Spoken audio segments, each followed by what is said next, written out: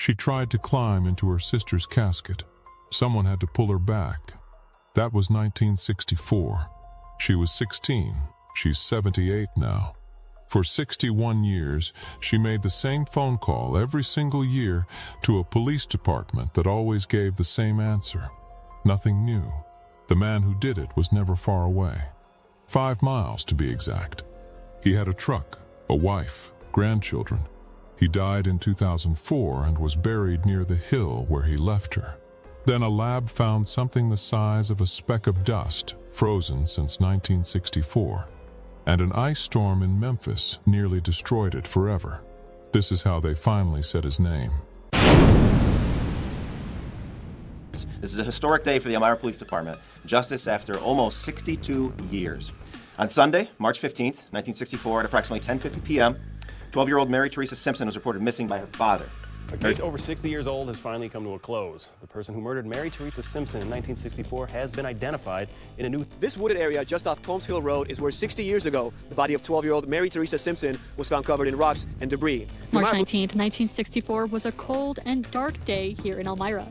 It was the day 12-year-old Mary Theresa Simpson was found dead here on Combs Hill Road. On Sunday, March 15th, 1964, 12-year-old Mary Theresa Simpson was reported missing by her father, ellsworth Simpson. These photographs show the location where Mary Theresa Simpson was found in March of 1964, nearly 62 years ago.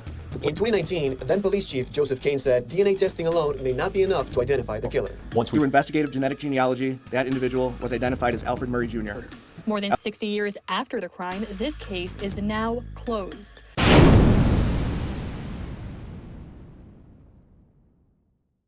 A warning before we begin.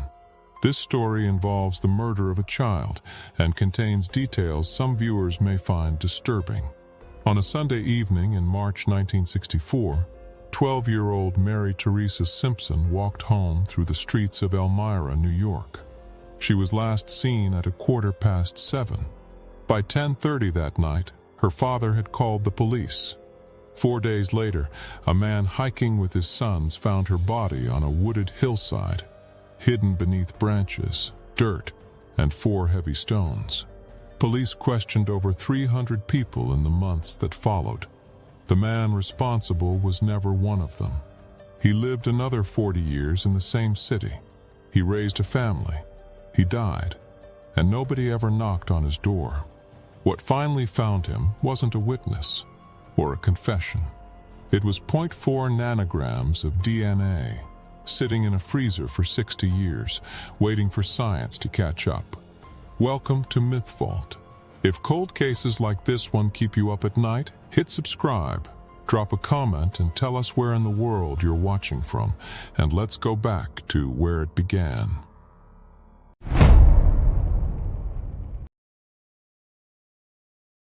Mary Theresa Simpson was only just 12 years old in March of 1964, the youngest of 4 kids. Her parents, Ellsworth and Rose, had separated less than a full year before this cold Sunday in March.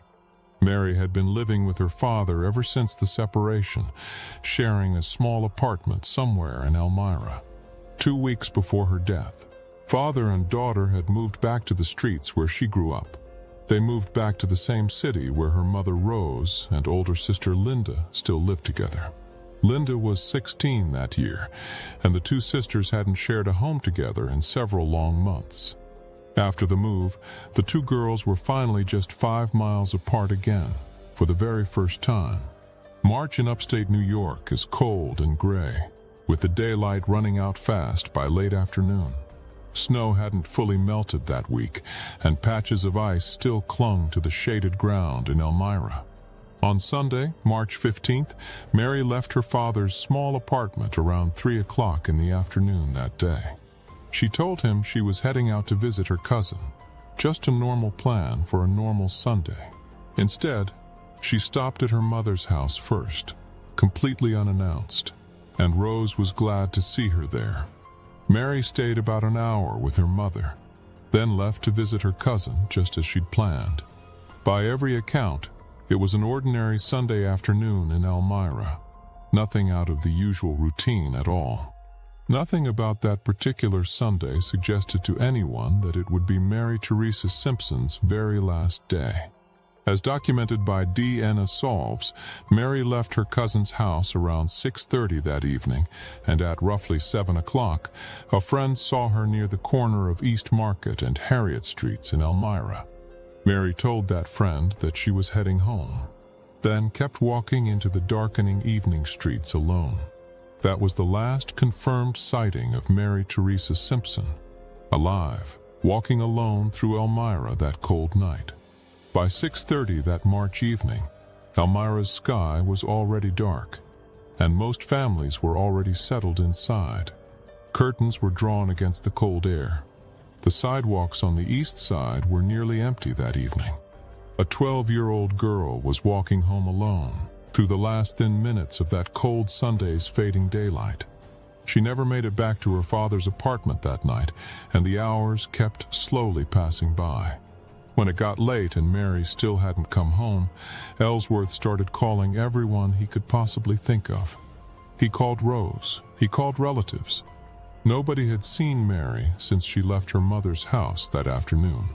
Nobody remembered seeing a young girl walking alone on East Market Street that cold Sunday evening at all. At 10:30 that night, Ellsworth finally contacted the Elmira Police Department, and Mary was officially reported missing. What followed were 4 days that the city of Elmira would never forget for the rest of its history. Police and volunteers searched every block between Rose's home and Ellsworth's apartment, door by door, hour after hour. Officers checked every basement and garage and stopped anyone who had been outside that Sunday evening in Elmira. Volunteers spread out along the river, through the parks, and into the empty lots near downtown Elmira that week. Search parties walked the wooded logging roads on the city's southern edge, near the area called Combs Hill.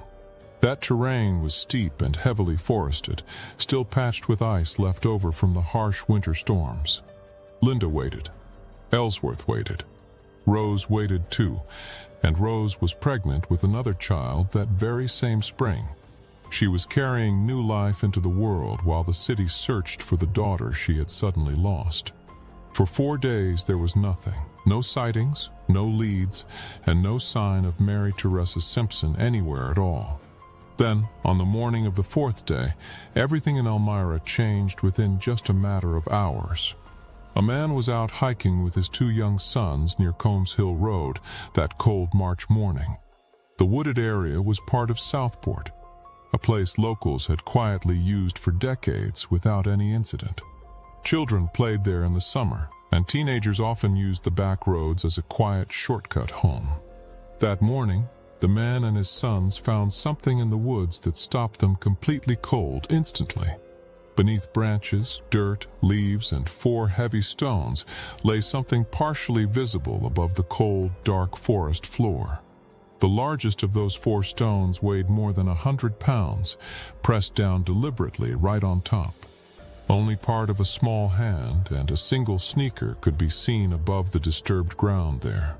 It was Mary. 4 full days had passed since anyone had last seen her alive on East Market Street. What that man and his sons found took Elmira from a search to a full homicide investigation in hours.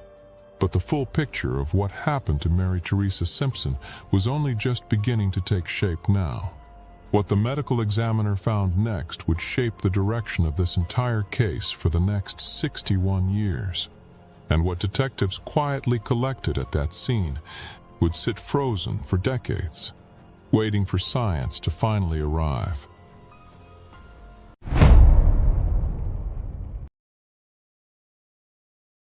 By that afternoon, what had been a missing persons search turned into something far more serious for police.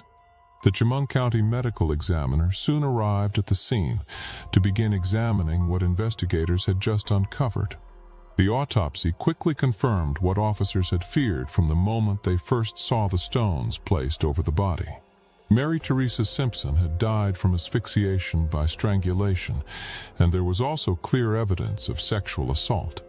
Someone had taken a 12-year-old girl off a quiet street and driven her 7 miles outside the city. They had then carried her up a wooded hillside above the very town where she had grown up. At the scene, Officers carefully collected everything they could find around and near Mary's partially buried body that morning. Her cat-eye glasses were recovered there. So was a small fan club card she carried in her pocket.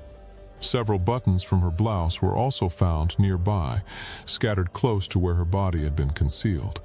Every single item was carefully bagged, labeled, and transported back to Elmira Police Headquarters that very same day. In 1964, there was simply no forensic science capable of reading what might be on a piece of fabric. Detectives stored the evidence anyway, placing it all carefully into a freezer inside the local police department building. The Elmira Police Department officially shifted the case from a missing persons file into a full homicide investigation. Detectives began interviewing everyone who had been near Combs Hill Road on the evening of March 15, 1964. They spoke with men who lived along the roads leading toward the hill where Mary's body was found. They questioned men who had been seen driving through that area that particular Sunday evening in March of 1964. Investigators also checked records on men with prior arrests involving crimes against children across the surrounding region of New York. Tip sheets poured in from across the city, and each one was cross-referenced against the growing case file. Every single tip was carefully investigated, checked against the known timeline, and either pursued further or ruled out completely. By October of 1964, 7 months after the murder, detectives had already questioned more than 300 people total. Not one of those interviews produced a single name that investigators considered a viable suspect in the case. As reported by WSKG, the killer's name was not contained anywhere in those 300 separate interviews conducted that year. Local radio and the city's newspaper jointly offered $1,000 for any information leading to an arrest. Residents who had never even met Mary Theresa Simpson personally still donated money toward that growing reward fund. By 1972, 8 long years after the murder, that reward fund had grown to $5,000 total. In the many decades that followed, nobody ever came forward to claim that reward money from Elmira Police. The case generated thousands of pages of documentation as the years slowly passed by in Elmira, New York, as detectives retired or transferred to other departments. New officers inherited the Simpson case file each single time. Each new generation of detectives read through the very same stacks of reports, searching for a missed name. And each generation of investigators reached the exact same conclusion that the one before them had already reached. Every actionable lead in that file had completely dried up decades earlier, with nothing left for anyone to pursue. The file stayed technically open, but for years there was simply nothing left at all for detectives to follow. 61 years of institutional memory passed quietly from one generation of Elmira police officers to the next generation. The man who killed Mary Theresa Simpson had never once walked into any of those interview rooms in Elmira. His name had never appeared on a single tip sheet collected during those first 7 months of the investigation. 300 people questioned, and as documented by WSKG, not one of them ever turned out to be him at all. While detectives worked that file year after year, somewhere in that same city, a man was simply living his life. He had a steady job. He drove a truck for work along the back roads around Elmira, New York. He knew the wooded edges of town, the hills south of the city, the way working men know their roots. He went home after his shifts every single day, to a wife and children who were waiting for him. He was in Elmira in 1964, the very year Mary Theresa Simpson disappeared from a quiet evening street. He was still in Elmira in 1972 when the reward climbed to $5,000 and nobody ever spoke up. He was there through the 80s as the original detectives slowly retired and handed the file to others. Those new detectives read through the very same stacks of paper and reached the very same dead end again. He was there when the 90s ended and a brand new century quietly began in Elmira, New York. He grew older in the same city where a 12-year-old girl's murder remained completely unsolved for decades on end. He became a grandfather over the years. The streets stayed the same, and time passed for two families at once. One family was still waiting for a single name. One man had been carrying that name the entire time. 300 interviews, thousands of pages, and the one man who knew the truth was never questioned even once.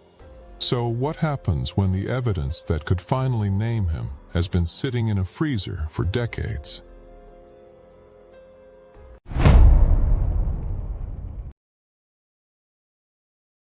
In the year 2000, Mary Theresa's clothing was finally sent for analysis at the New York State Police Lab.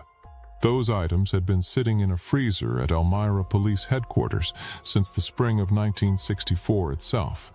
The science needed to read what was on that fabric had not existed when it was first collected. It existed now. And someone in that department had quietly kept the evidence waiting for this exact moment. Analysts examined the blouse first and found biological material that allowed them to build a male DNA profile. That profile was entered into 𝐂𝐀𝐒, the FBI's national database of convicted offenders across the entire United States. If this man had ever been convicted of a qualifying offense anywhere, the system would flag a match. No match came back at all. The unknown male's profile simply was not in the database system anywhere. In 2003, additional items were resubmitted to the lab, including the skirt and a pair of underwear samples. As reported by 𝐂𝐻𝐿, testing on those particular items also came back positive for the presence of sperm. The new samples confirmed and strengthened the original profile that had been developed from the blouse in 2000. Still nothing came back at all. 𝐂𝐀𝐒 searched again, and once again there was no match in the system. The profile was resubmitted once more in November of 2014, and the system searched through everything a third time. It came back empty again. 3 attempts, 3 dead ends, across more than a decade of total waiting. The case needed something that no law enforcement database in the country could ever provide on its own. In 2022, Elmira Police received grant funding specifically for advanced DNA evidence assessment in Simpson's entire case file. That funding allowed the evidence to be sent to 𝐅𝐻𝐿, a private lab specializing in degraded DNA samples. What remained of the usable DNA was just 0.4 nanograms, an amount completely invisible to the naked eye. Sergeant Goodwin later explained that this tiny amount affected both the complexity and the time needed for testing. DNA testing consumes the sample completely. There were simply no do-overs if this attempt somehow failed to work. If a usable profile could not be built, the remaining DNA evidence in this case would be gone forever. That was the moment everything rested on. One attempt, one sample, and 60 years of preserved evidence at stake. After careful consideration, investigators were confident that 𝐅𝐻𝐿's methods gave them the best possible chance to move forward. The decision paid off. 𝐅𝐻𝐿 successfully built a complete genetic profile from that nearly invisible amount of DNA. The profile was then uploaded to public genealogy databases, where millions of people share their genetic information voluntarily. The FBI's forensic genetic genealogy team began building family trees outward from every single match the database returned. At this stage, the unidentified suspect existed only as a label inside the investigation. He was John Doe. Across 2024 and into 2025, investigators conducted further interviews, narrowing in on a possible family connection to John Doe. They eventually located a man believed to be a relative, and he agreed to provide a voluntary DNA sample. Testing confirmed a paternal relationship between that man's DNA and the profile recovered from Simpson's clothing decades earlier. A familial match identifies a family line, but investigators still needed to confirm the man himself, not a relative. The genetic tree pointed toward one specific individual, a man who had already been dead for over 20 years. He had died in 2004 and was buried in an Elmira cemetery less than 5 miles from Combs Hill. He had lived the rest of his life in that same city, and no one had ever asked him anything. In November of 2025, with assistance from the National Center for Missing and Exploited Children, his grave was opened. His remains were transported for forensic testing to be compared directly against the original profile from Mary's clothing. The biological samples from that exhumation were then compared to the sperm recovered from Simpson's skirt back in 2003. The match was definitive, with odds against an unrelated person matching at less than 1 in 320 billion. After 61 long years, the file finally had a name attached to the unknown male profile from 1964. His name was Alfred Raymond Murray Jr., born in Elmira in 1931, and he had never left the city. He was a Korean War veteran who had served in the United States Army before returning home to Elmira. He married, had 3 children, and according to his obituary, lived a full and seemingly ordinary family life. But Sergeant Goodwin explained that Murray's record showed repeated criminal involvement over the decades, involving offenses against children. Police said that, given the totality of the evidence, they were confident Murray was responsible for both crimes against Mary. And according to investigators, there was no known connection between Murray and Mary Theresa Simpson or her family at all. This appeared to be, in the words of police, a crime of opportunity rather than a targeted attack. For 61 years, the file searched for a stranger. In the end, that is exactly what he was. A man with no connection to the family, living 5 miles from where he left her for 40 years.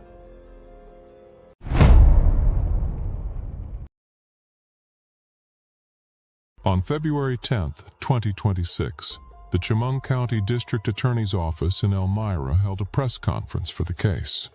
Police Chief Kristen Thorne stood at the podium alongside representatives from the FBI and the District Attorney's Office. Beside her stood Sergeant William Goodwin, along with retired officers who had worked this case across the decades. These were men and women who had read the same file for years and reached the same dead end. Now, for the very first time in 61 years, they were all in the same room for a different reason. In the audience sat Linda Galpin, 78 years old, along with her uncle Dwayne Bowman and cousin Ronnie Bowman. They were 3 surviving members of Mary Theresa's family, waiting to hear a name they had never heard spoken. "This is a historic day for the Elmira Police Department," Chief Thorne said. "Justice after almost 62 years. Then she said the name out loud, in front of the family, in front of the cameras, for everyone. As documented on Wikipedia's page for this case, Alfred Murray Jr. had previously never been considered a suspect. His name had never appeared anywhere in the thousands of pages generated by this investigation over 6 decades. Police described Murray as someone with a documented criminal history involving offenses against children, stretching back many years. He was known to the Elmira Police Department, but not in connection with Mary Theresa Simpson's case at all. In March of 1964, Murray was 32 years old, working as a truck driver familiar with Elmira's back roads. He drove routes near Combs Hill regularly for work, through the same wooded terrain where Mary's body was found. Investigators say Murray saw a 12-year-old girl walking alone through quiet streets as the last light faded that evening. According to police, there was no indication that Murray had ever met Mary or knew her family beforehand. What happened next was, in the words of investigators, a crime of opportunity rather than something planned in advance. He took her off the street, drove her 7 miles outside the city, toward terrain he already knew well. He carried her up that wooded hillside and left her there beneath branches, dirt, leaves, and 4 heavy stones. The largest of those stones weighed over 100 pounds. He had not been in any kind of hurry. Whoever placed those stones had spent real time at that site before walking back down to his truck. Then he drove home, to his wife and his children, in the same city where Mary's family lived too. He went back to work the following Monday, driving the same roads, past the same hill for 40 more years. Murray died in March of 2004, almost exactly 40 years to the day after Mary's body was found. His obituary ran in the local paper that same week, listing his wife, his children, and his grandchildren. It described his military service during the Korean War and a full life lived entirely in one city. It did not mention Mary Theresa Simpson. At the time, nobody had any reason to connect those two names. For 61 years, that connection simply did not exist anywhere, in any file, in any record, in anyone's mind. Now, in a courtroom-adjacent office in February of 2026, that connection was finally being spoken aloud for the first time.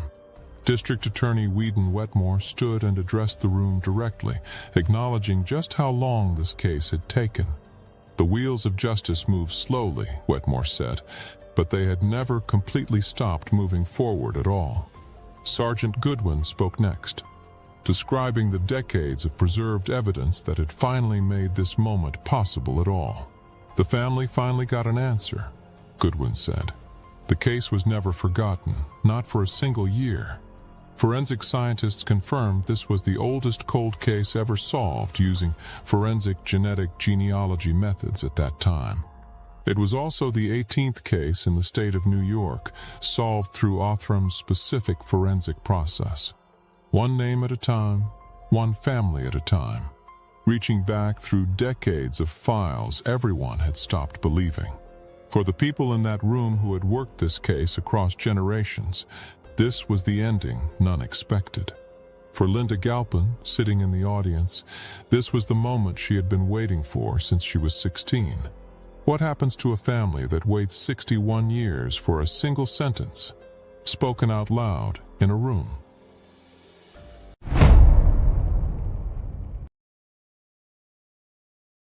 Linda Galpin was 16 years old when her sister Mary Theresa was found on that wooded hillside in 1964. She had been out of town that week and rushed home the moment she heard what had happened. At the funeral, she stood beside the casket and looked at her little sister, lying perfectly still inside. As reported by Newsweek, Galpin said she couldn't believe Mary was actually inside that casket in front of her. She tried to climb into it. She wanted to be in there with her sister one final time. Someone had to pull her back. That image stayed with Linda for the rest of her entire adult life. For more than 60 years, Linda lived with the knowledge that her sister's killer had never been found. Her parents, Ellsworth and Rose, aged and eventually passed away without ever hearing the name of that man. Rose had been pregnant with another daughter the year Mary was murdered, carrying new life into deep grief. Neither parent lived long enough to see the day their daughter's killer would finally be identified by name. But Linda kept calling. She called the Elmira Police Department periodically, sometimes once a year, sometimes more often. The question was always the same. The answer, for 61 straight years, was always exactly the same too. Nothing new. The file hadn't moved at all. And every single time, Linda called again anyway, without fail. She did it, she said, for her mother, who never stopped hoping someone would finally say a name. In February of 2026, Linda Galpin sat in a packed room and finally heard that name spoken aloud. Alfred Raymond Murray Jr., a man who had lived 5 miles away, a man who had died in 2004, a man whose obituary had never once been connected to the 12-year-old girl he left on that hillside. For 61 years, Linda never once thought this day would actually come during her own lifetime at all. "I'm just glad justice was finally done," Galpin told the National Center for Missing and Exploited Children afterward. "I always said it would never happen in my lifetime," she said afterward. But it finally did happen. At 78 years old, Linda Galpin finally had something she had spent 61 years waiting for, a name. The Elmira Police Department confirmed this was the only cold case homicide remaining on their books. Now closed. Police Chief Kristen Thorne said that if Murray were still alive, prosecutors would have pursued murder charges immediately. But Murray had been dead for over 20 years, buried less than 5 miles from where he left her. The case became the 18th in New York State, solved through Othram's forensic genetic genealogy process to date. It also became one of the oldest cold case homicides ever solved using this exact forensic technology anywhere.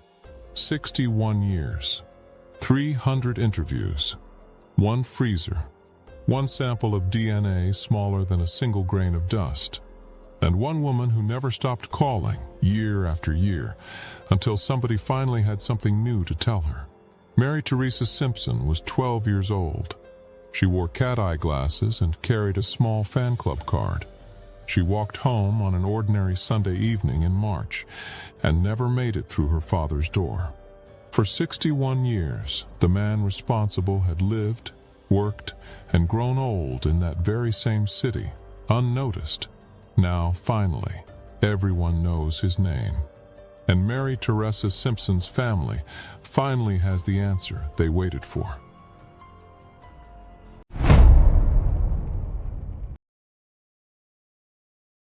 Mary Theresa Simpson was 12, walking home on a Sunday evening in March 1964, and never made it through the door. For 61 years, the man responsible lived just 5 miles away. He worked, married, had children and grandchildren, and died in 2004 without anyone knowing his name. It took a freezer of evidence kept since 1964, 3 failed CODIS searches, a sample of DNA smaller than a grain of dust, and 1 woman who never stopped calling. In February 2026, his name was finally spoken aloud. Alfred Raymond Murray Jr., a name Linda Galpin waited 61 years to hear. This case took weeks of research, pulling from court records, forensic reports, and official statements to bring you the most accurate account possible. If a case like this stays with you, hit subscribe and turn on the bell icon so you never miss the next investigation we uncover. Share this video with someone who needs to see it, and tell us in the comments what part of this affected you most. Talk to the children in your life about safe routes, trusted adults, and the right to say no. You've been watching MythVault. We'll see you in the next case.